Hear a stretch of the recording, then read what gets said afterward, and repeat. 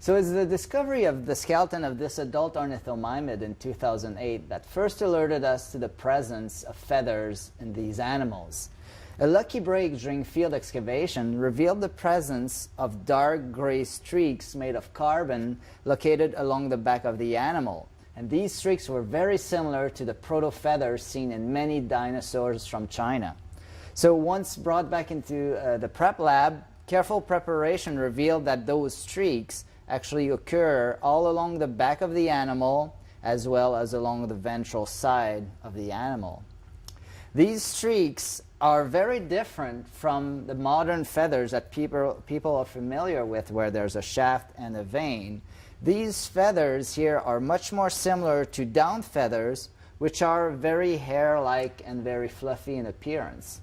So all of those streaks there, those filamentous down-like feathers, are closely applied against the body and were probably used to keep the animal warm.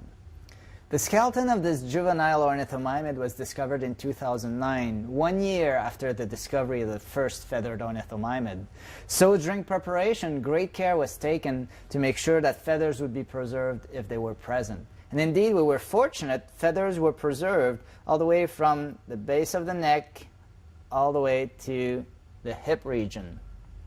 And just like in the other ornithomimid, feathers were preserved as those filamentous down-like feathers, but preservation was different this time. The feathers were preserved as impressions inside an iron-rich coating that covers the entire side of the animal. The fact that those down-like feathers were closely applied against the body of the animal tells us that those feathers were probably used to keep the animal warm. Unlike the other specimen, which does not preserve evidence of modern-looking feathers, the skeleton of this adult ornithomimid preserves markings on its forelimb that were formed by the shafts of modern-type feathers.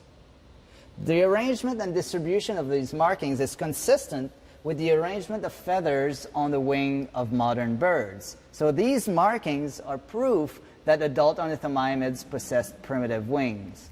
These feathered ornithomimids are important because they tell us a new story about the origin of wings.